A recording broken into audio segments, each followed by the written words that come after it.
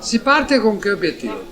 Si parte con l'obiettivo di vincere, di portare un governo nuovo alla Regione del Veneto e di iniziare una nuova primavera, in qualche maniera passare da una gestione ordinaria, diciamo così, senza slanci, ad una progettualità vera per la Regione. Siamo stati fermi per troppo tempo. Ecco, siete stati fermi in questo periodo di obbligata forza. Cosa ha portato nella sua coalizione, nel suo gruppo?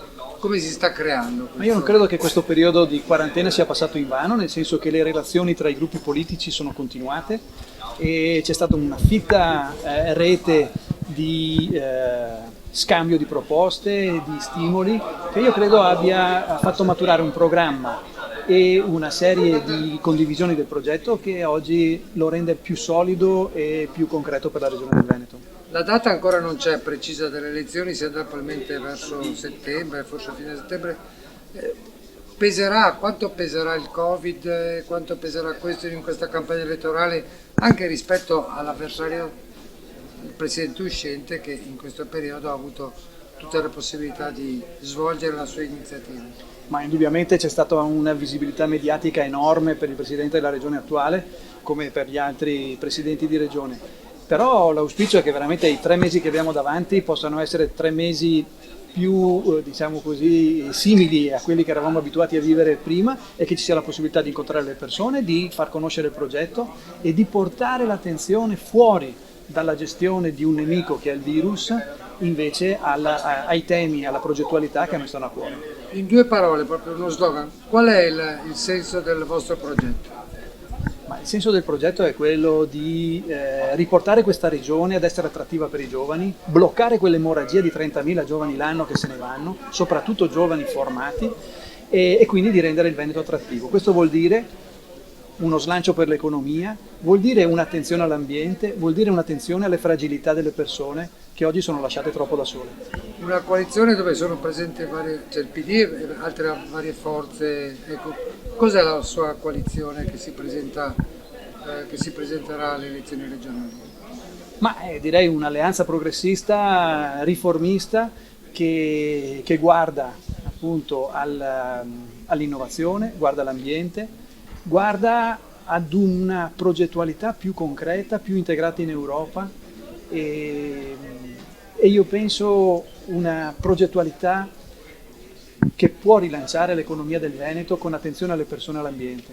Che cosa le ha insegnato l'esperienza amministrativa di Padova da portare eventualmente alla Regione?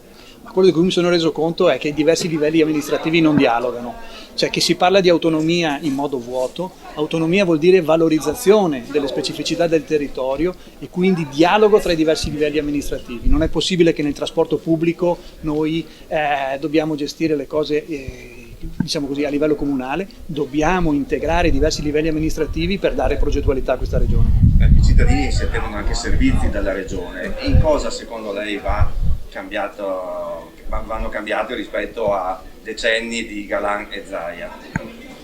Ma allora qui il discorso è abbastanza ampio, però pensiamo alla sanità e pensiamo a tutti i servizi sul territorio che oggi ci sono nelle schede ma non sono mai stati potenziati, concretizzati. Pensiamo al trasporto pubblico, banalmente il biglietto unico per il trasporto pubblico regionale, che sarebbe una cosa semplice ma che cambia la vita di ciascuno di noi, non è mai stata fatta.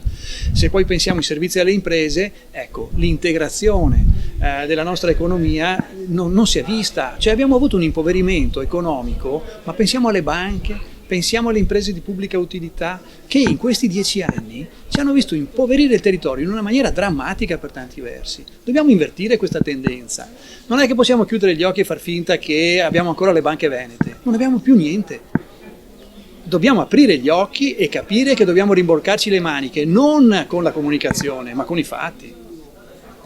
Posso chiedere questo fatto che sia stata bocciata la legge regionale per fare medicina a Treviso dal governo, che effettivamente è stata bocciata? Sì, non credo che fosse diciamo così, una misura contro l'Università di Padova, era un problema proprio, diciamo così, normativo, probabilmente era stata formulata male la richiesta, insomma la norma.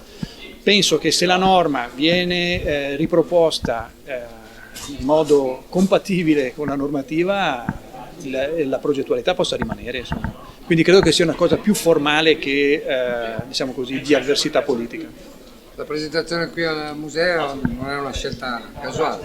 No, per niente, anzi è stata una scelta, diciamo così, sofferta, nel senso che il museo era chiuso, però volevamo essere presenti in uno dei luoghi simbolo della città, della nostra regione e della storia del paese, direi. Sia la storia, voglio qui è dal 1400 che c'è diciamo così, una vocazione di cura della persona, ma anche in tempi molto recenti con quel ruolo straordinario che ha avuto la sanità padovana e la sanità veneta nel proteggerci dal virus.